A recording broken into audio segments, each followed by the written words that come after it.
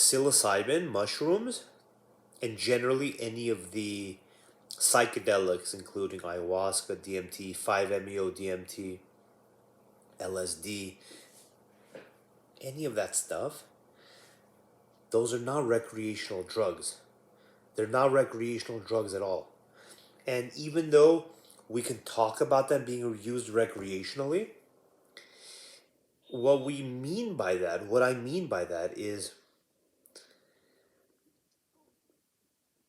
that you're using them for self-improvement.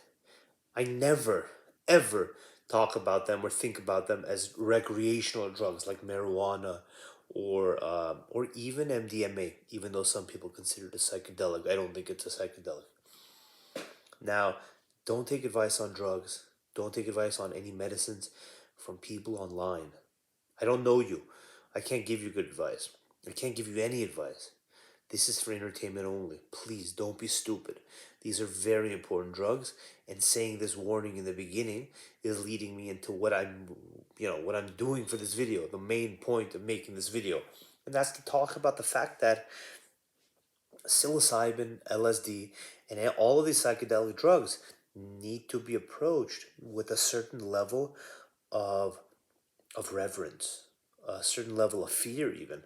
And I'm mainly talking about psilocybin because that's kind of the realm I'm more experienced in, but I'm sure that these things apply more broadly to all psychedelics.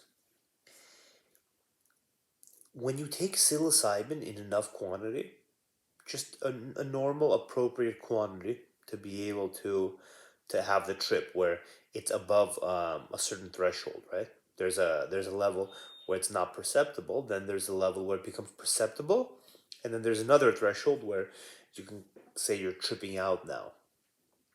Whatever that number is, when you take enough and you're tripping out, you're interacting with God.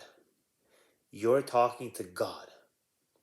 And if I was going to tell you that tomorrow morning you have a meeting with God, but not the kind of meeting where you pray and you don't really get any response and you don't really know if you're being heard, not that kind of meeting, but the kind of meeting where it's a meeting, it's a real meeting, where you're sitting down and he's sitting in front of you.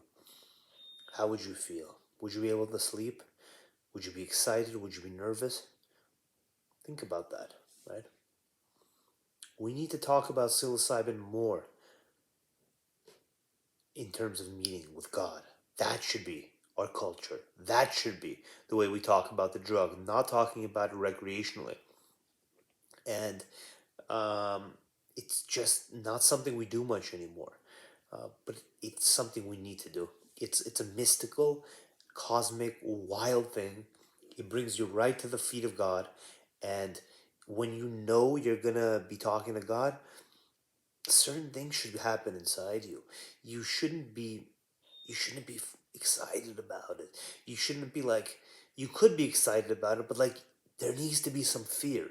God needs to be feared a little too because he's so powerful, right? God is so powerful. And even if he's benevolent, truly benevolent, if you're a normal person mentally, when you know you're going to meet an all powerful thing like that, an all powerful entity like that, there should be fear. That's why people talk about fearing God.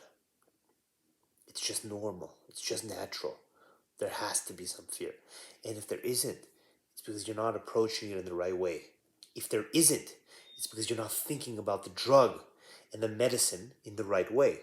You're thinking about it like you're thinking about pot or alcohol or cocaine or ecstasy or any of the other bullshit experiences you've had in your life. You're not thinking about it the way you should be thinking about it. And the way you should be thinking about it is, this is one of the most important things I will have ever done in my life. This can change my life. It can improve it or it could destroy it. It's a serious experience and it needs to be treated that way.